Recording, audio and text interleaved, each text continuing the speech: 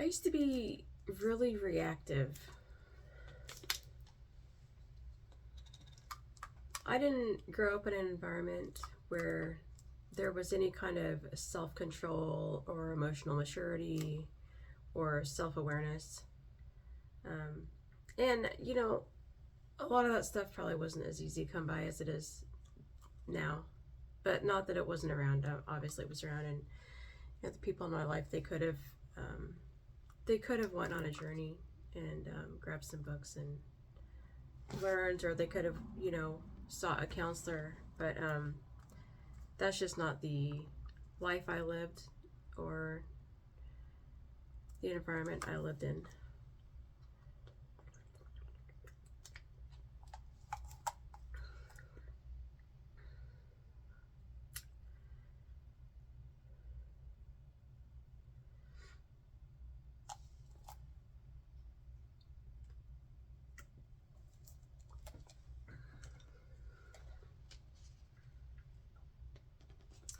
So for me, um,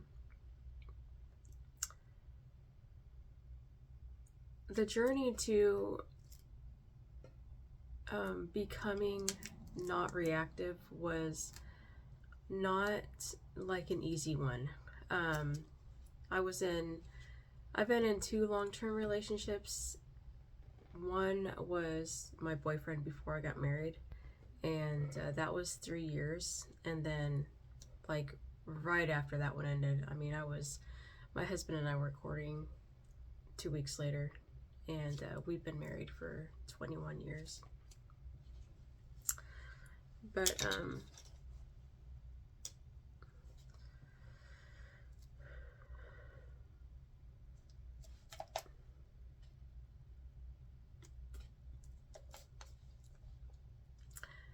I can remember when I was 18 and pregnant, and I was with my boyfriend, and we were not a very good match, and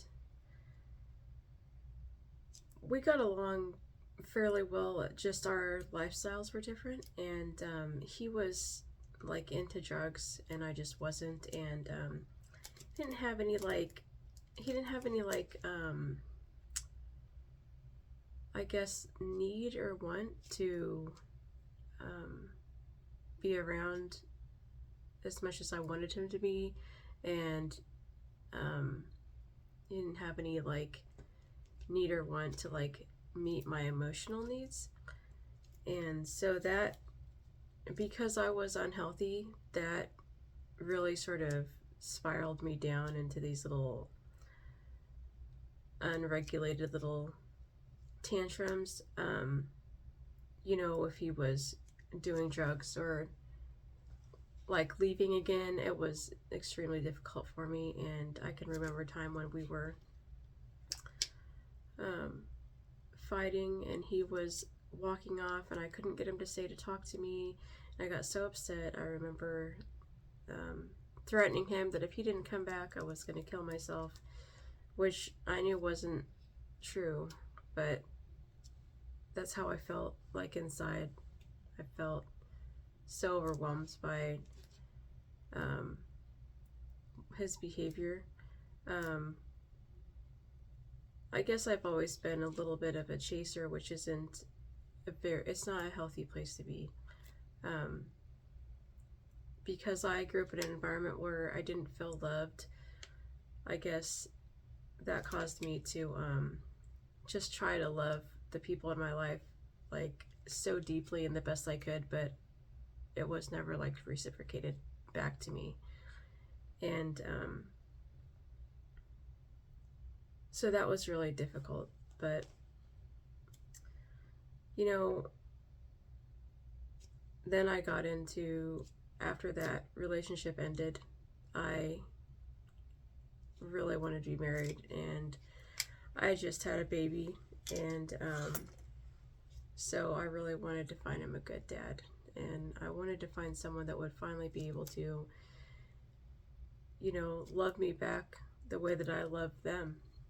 And so I found my husband, and we've been married 21 years. But just because I found somebody that I thought could love me back, it didn't change like any of the patterns that I had grown up with or that I displayed. And I didn't understand anything about that back then. And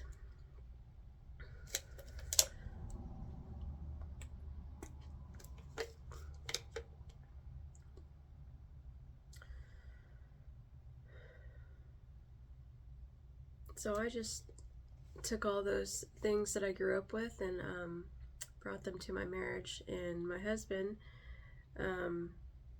he brought all his to our marriage also. So both of us grew up in households that did not have a lot of emotional maturity or self-awareness or self-control. And so we did pretty good. We're really quite compatible. My husband and I were quite compatible, and so we did pretty good. But the things that we had to work through just came out, and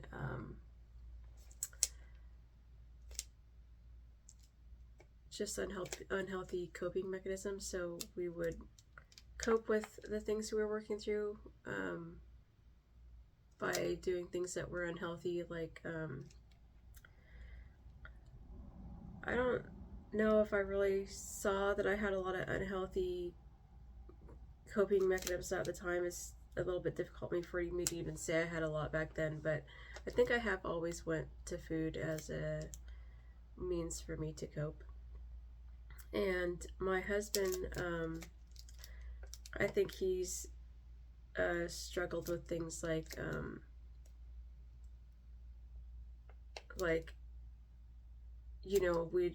after we'd been married for like 12 years, I think it was, he turned to pornography, and that was his coping mechanism for the next 6 years. But also can see how a lot of his coping mechanisms have been like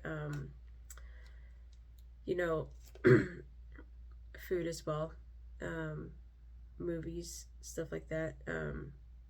He'd always loved to come home and watch a good movie and eat junk food, drink pop, and so that was his coping mechanism for a really long time. And then pornography and when he hit a really low point, he was doing all that, and so that was the way we would cope. But inside we just felt so many things, and we just kind of got used to not being able to talk about them or trusting the other person to hear us or to really understand and hear us. And I can't really speak a lot about like my husband and what he's went through, but I can definitely talk about the things that I've experienced. And for me, I feel like I've never really been able to come to him and have him understand what I'm actually trying to say from my heart. Typically he will feel like I'm either trying to control him or I'm calling him a failure.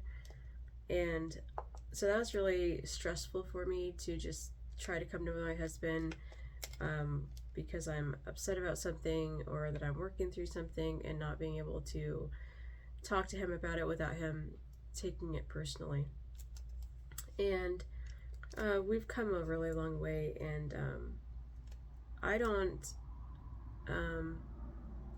really get offended a lot anymore. I'm very much aware of when I start feeling off.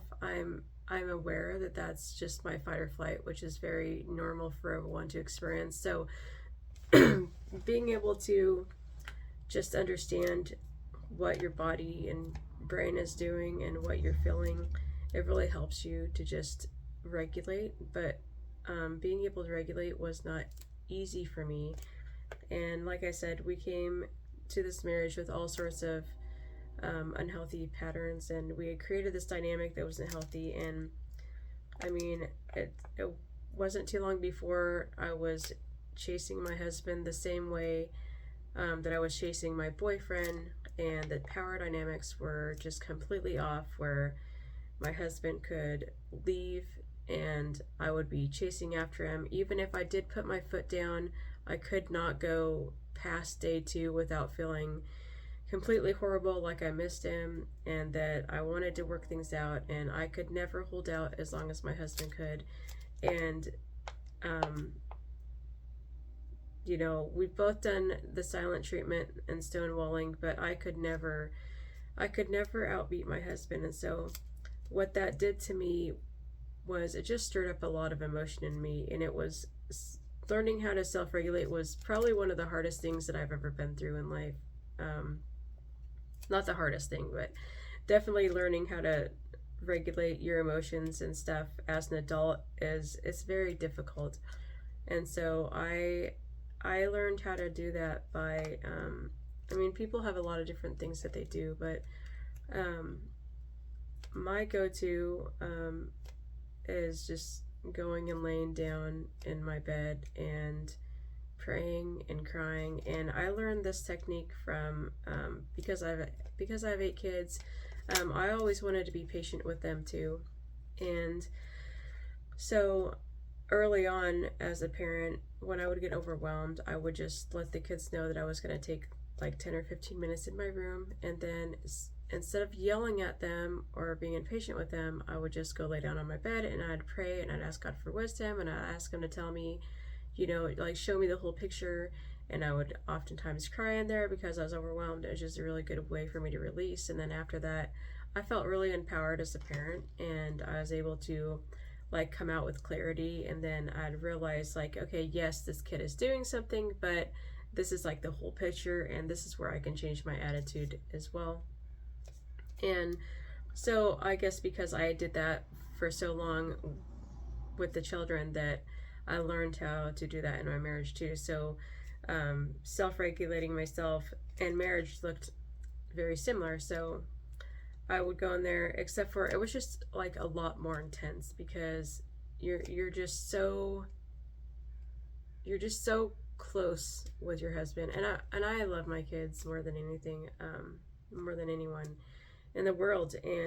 But it's a different relationship when it comes to your spouse. And so I'd go in that room, and it was, you know, we'd be on the silent treatment, and I'd be chasing my husband, and he'd be rejecting me, and he, you know, would, because he had these unhealthy coping mechanisms too, he'd be saying things to sort of bait me and to make me feel bad, and the power dynamics were awful. Like, he had way more power than I did that wasn't equal at all.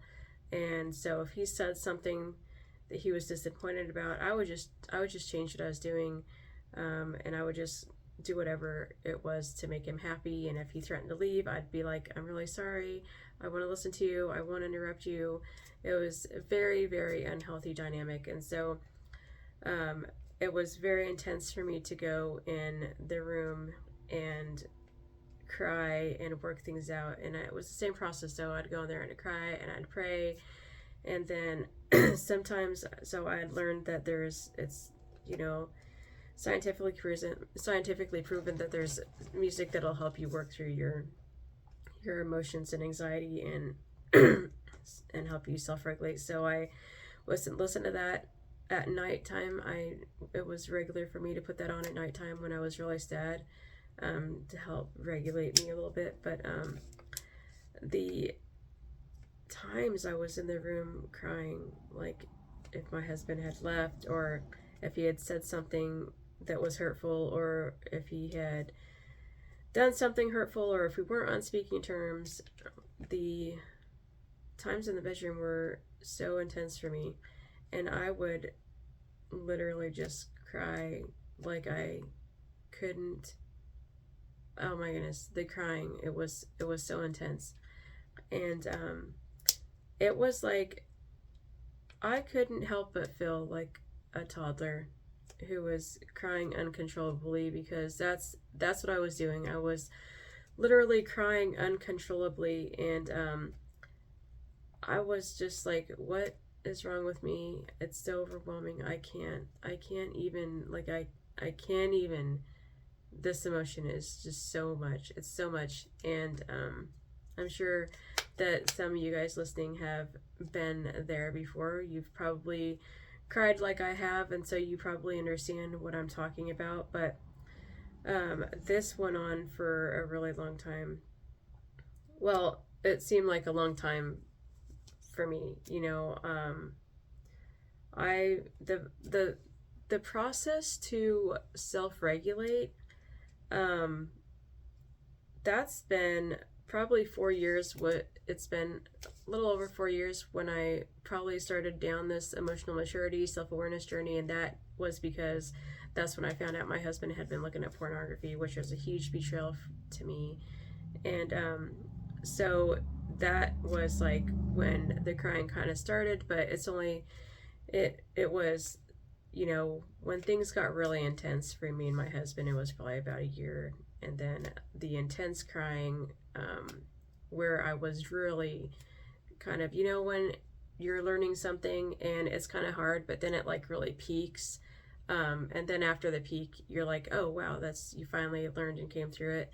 So the peak was probably, I don't know, maybe 6 months or less, but which is still a really long time, in my opinion, for someone to be having intense sessions of crying and fighting with their spouse, and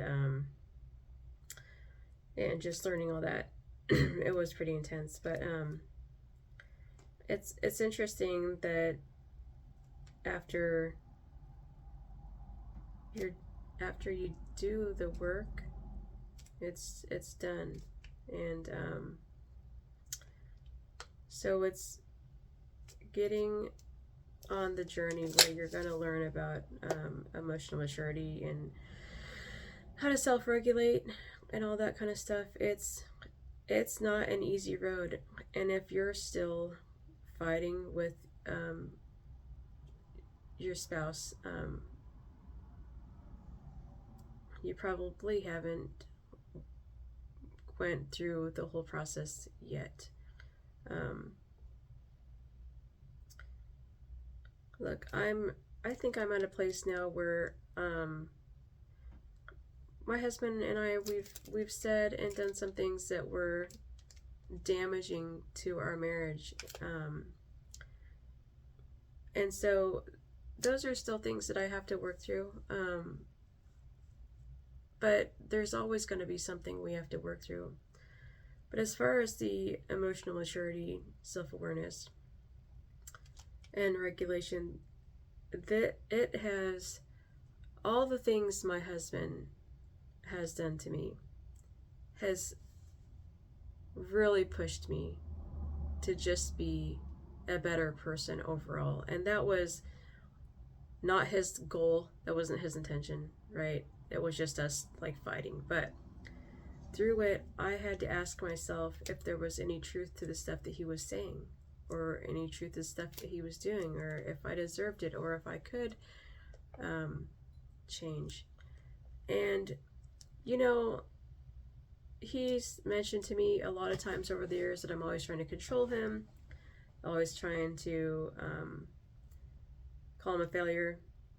I don't see things that way. But I asked myself, am I really trying to control? And I realized that I grew up in poverty. I did not grow up in an environment that had great communication skills. And when I'm communicating, I might be communicating like with sort of a lower class communication. And I'm not trying to say that to get down on anyone, but if you're raised in an environment where it's not like a healthy one. There's going to be so many aspects of that that isn't going to be healthy. So I reasoned that it's possible that the way I communicate is not perfect, and that if my husband is telling me this, then there might be some truth to it. So I really analyzed everything I was saying, and I reanalyzed and reanalyzed and reanalyzed all the things that he was accusing me of that I didn't see. And I pulled out any truth, and I reasoned that if my husband's saying this, it's possible that I'm coming across that way to other people, and if I could see it and I could change it, then it would only help better me as a person overall. So instead of taking the things he was saying personally, I started to choose to take it as, where's the truth here? And if I change it, I'm going to be a better human to everybody. And I'm going to be able to meet other people's needs a lot better than I currently am.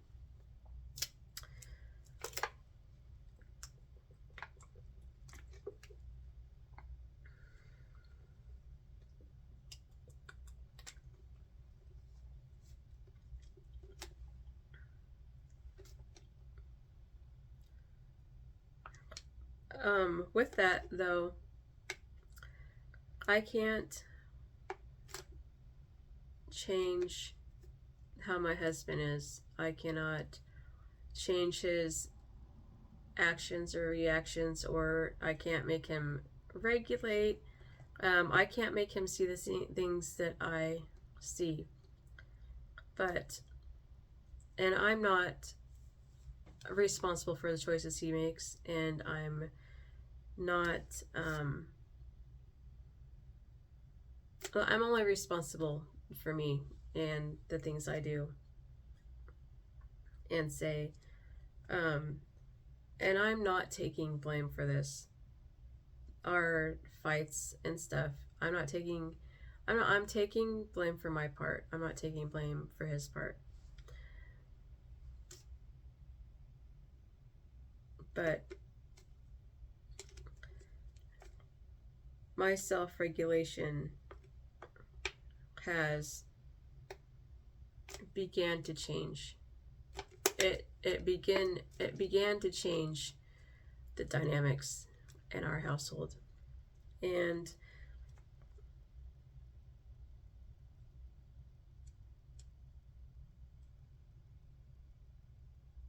if you feel like you can't change anything in your house, you can. There are consequences I've noticed for being emotionally mature and self-aware. I had to really come to a place where I loved me, and I had to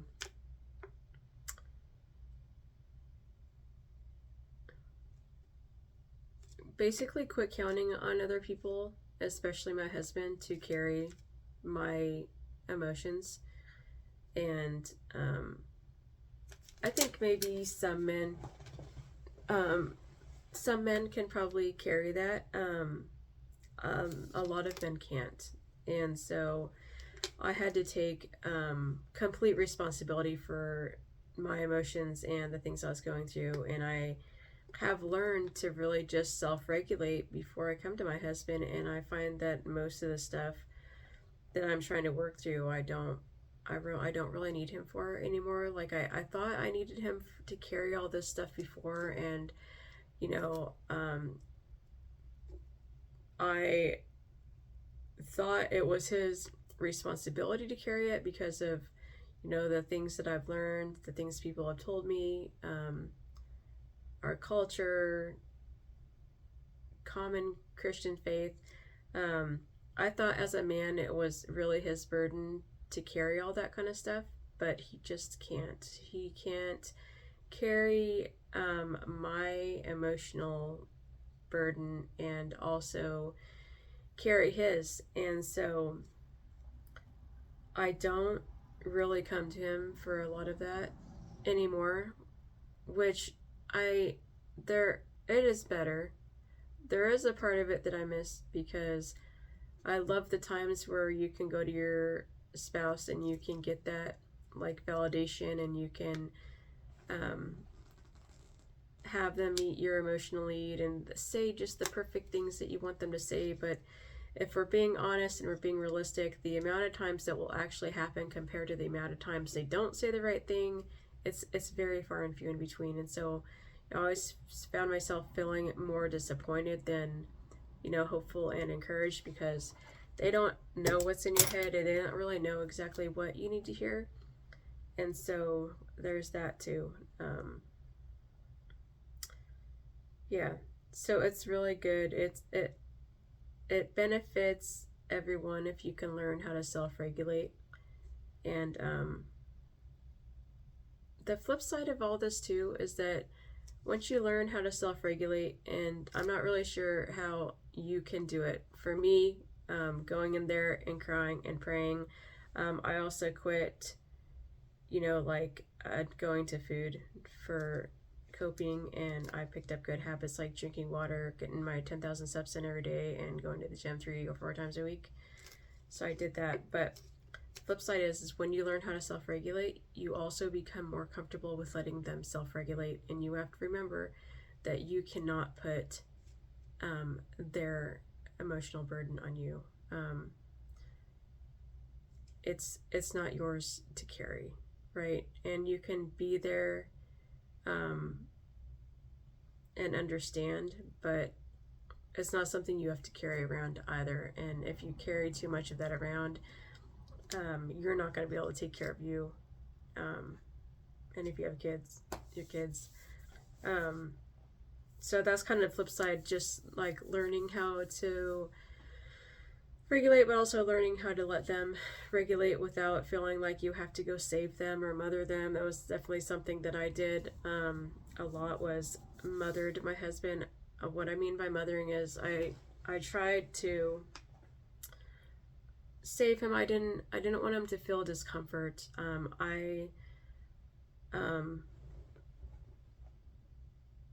Because I've been through discomfort, I don't like other people going through discomfort, but people have to go through discomfort, and they have to work through the things they're supposed to be working through in life. And one of the things that you are doing when you try to save someone from discomfort is you're sending the message that they're not capable of doing it on their own.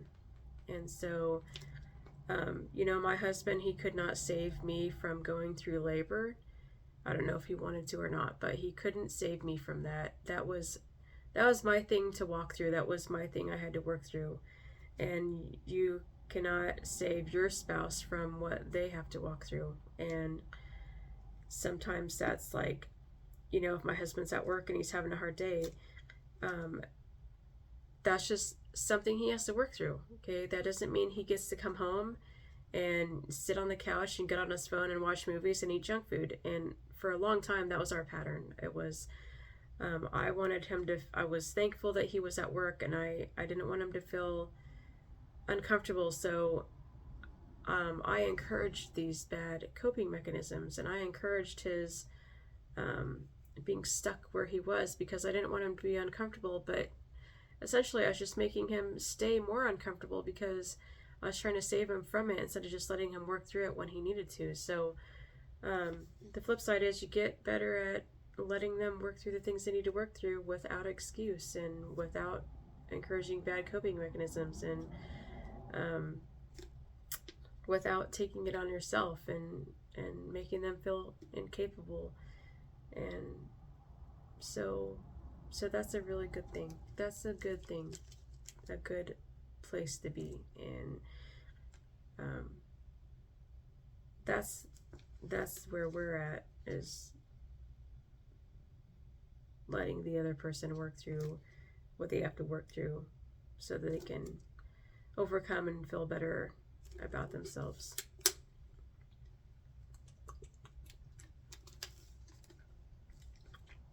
But I'm at the office today. I'm going to be spending a lot of the weekend here working on some marriage stuff. gonna be coming up with the program for just the keys on how to communicate. There's specific keys that my husband and I learned, and those are things that I want to share with you guys. They've really helped us grow and learn how to communicate better and hear each other without